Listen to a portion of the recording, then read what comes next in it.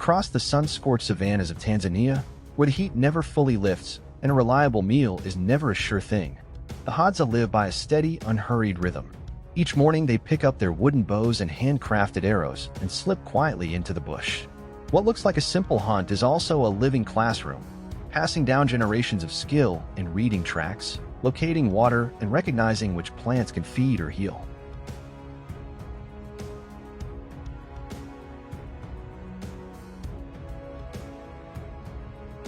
They accumulate almost nothing. Whatever they bring back is shared around the evening fire, even in a landscape that offers so little security. That daily act of giving creates a deep sense of belonging and contentment. Their way of life leaves an open question hanging in the air. Is real happiness found in what we manage to hold on to, or in what we're willing to share?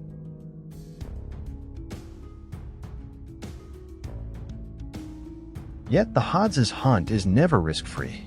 Tracking along a marsh for water, the lead man spotted strange ripples by the bank. A big crocodile suddenly exploded from the mud and charged, jaws open.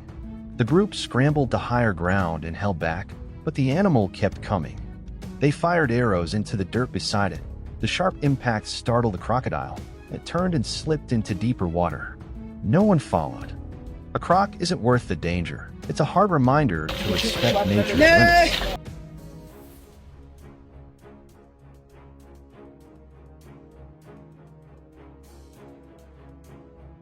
Still on edge, they pushed into thicker brush and read the signs. Torn soil, fresh hoof prints, recent droppings. A wild boar was close. They moved in silence until they spotted it behind a bush. The lead hunter drew, waited for a clear side shot, and released. The arrow struck true, yet the strong animal crashed off through the undergrowth. Knowing the poison would finish it, they followed. Minutes later, the boar lay still, and they claimed their meat.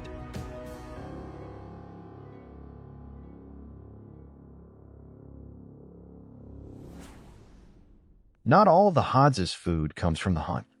While the men head out with bows and arrows, the women work the dry ground and bush, digging for tubers and gathering fruit.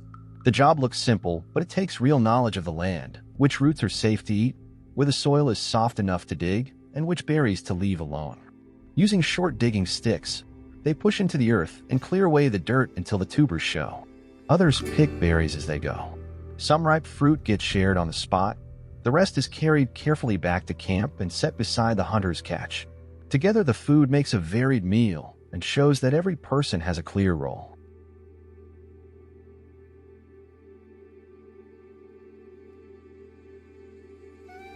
As the sun drops behind the savannah, the group reunites at camp. Tired as they are, everyone pitches in. Some build the fire, some clean the food, others settle the children. When the meal is ready, each person gets a share. There is no fancy table, no modern gear, and no push to stockpile for tomorrow. The Hadza keep only what they need and give the rest away. In that quiet circle, eating together, trading stories, making sure no one goes without, happiness shows itself plain and clear.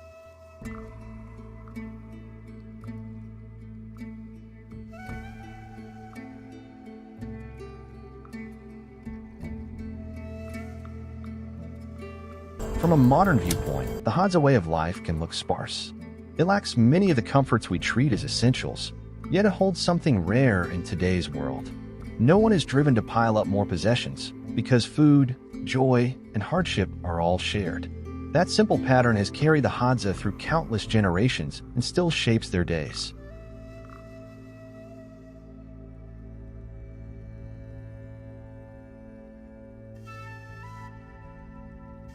In the dry country around Lake Eyasi in northern Tanzania, they keep alive a hunter-gatherer existence that reaches back thousands of years.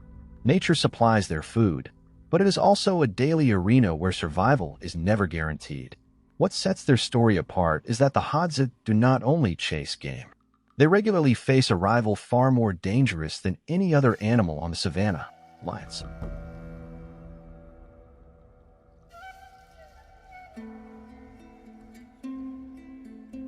When the dry season sets in, waterholes shrink and herds of antelope and zebra drift off in search of better grazing. Hungry lion prides trail close behind, turning every day into a sharper fight for survival. For the Hadza, Bringing down an animal is only the first half of the job. The real test is keeping that hard-won meat safe from the top predators of the grasslands.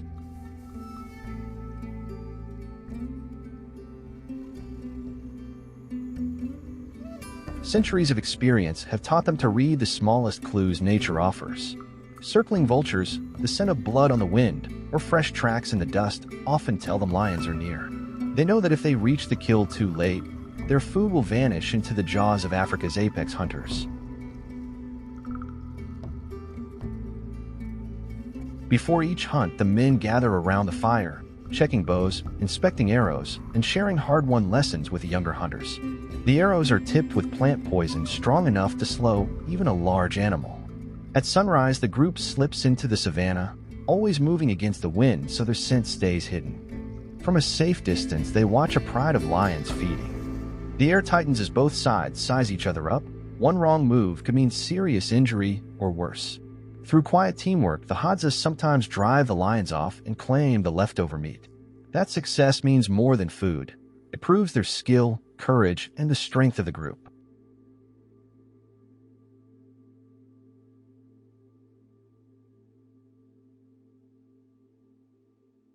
Lions are not the only threat.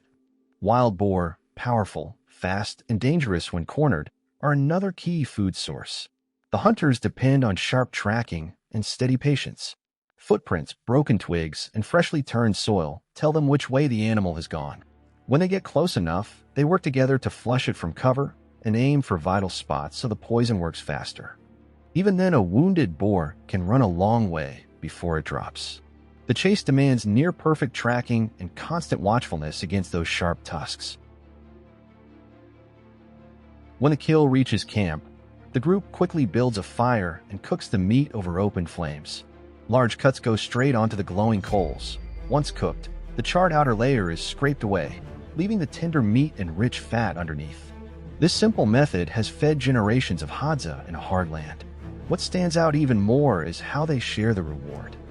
The hunter who made the kill gets a slightly larger portion, but most of the meat is divided fairly among everyone: elders, children, and those who could not join the hunt. That steady habit of sharing has held their small community together for thousands of years through an ever-changing wilderness.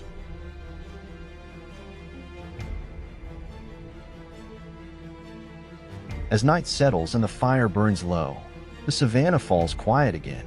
For the Hadza, it is only a short rest. Dawn will bring another day of testing their courage, skill, and unity in the endless rhythm of the wild.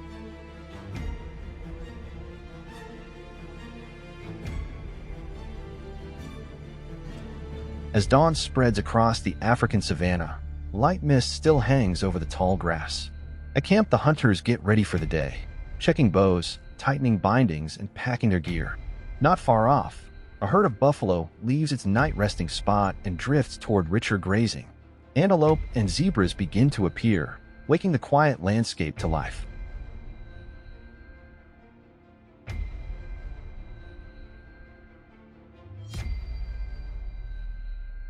Once prepared, the group slips out along narrow trails through the grasslands. They move quietly and watch the buffalo from a safe distance. The animals graze slowly in the lush grass while the adults keep the calves protected inside a loose circle. At any strange sound, the whole herd freezes and turns toward it. Suddenly, two big bulls close in, drop their heads, and lock horns in a short, fierce clash for dominance. Moments later, they break apart and calmly rejoin the others.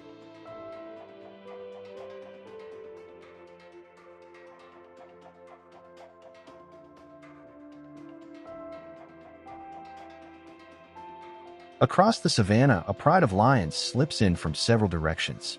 The adult buffalo sense the threat at once and lock into a tight defensive ring, calves safe in the middle. Tension builds as the gap closes. After a few probing moves, the lions zero in on a slower buffalo standing apart from the rest. Working as a team, they cut it off and drag the kill toward the brush. The scent of meat quickly draws a clan of hyenas. They circle, calling loudly across the plains, waiting for any chance to challenge the lions for a share.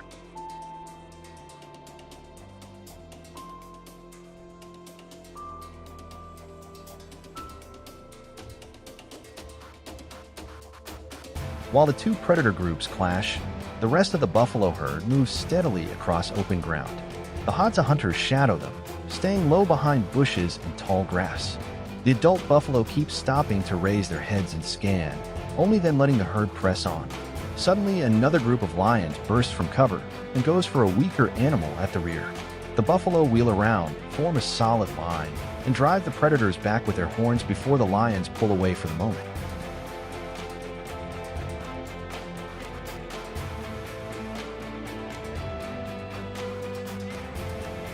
The hunters keep following at a steady pace, waiting for one buffalo to drift from the formation into open ground. When the animal is in range, they raise their bows as one and let the arrows fly. The buffalo spins and races across the grasslands, trying to rejoin the herd. The chase runs through thick brush, dry flats, and low slopes. The animal twists and turns to widen the gap, but its strength slowly drains. After a long pursuit, the hunters finally bring it down in the middle of the open plain.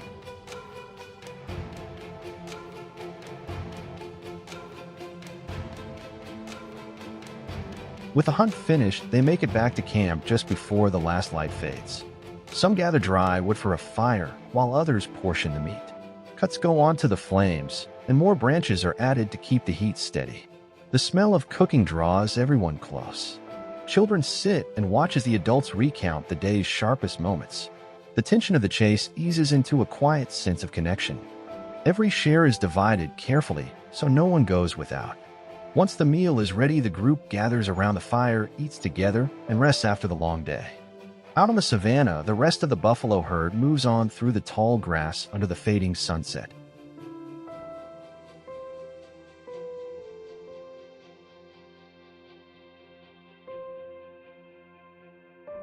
As the first light filters through the sparse woodland of Tanzania, the Hadza camp stirs to life. The women start the day by looking after the children, tidying the living space, and getting food ready for everyone. Some collect firewood, set a pot over the flames, and boil water for ugali, the everyday maize flour staple. Kids run free across the open ground while families keep an eye on them. Nearby, the hunters check their bows, arrows, knives, and gear. When everything is set, the group slips quietly into the woodland, beginning another search for food.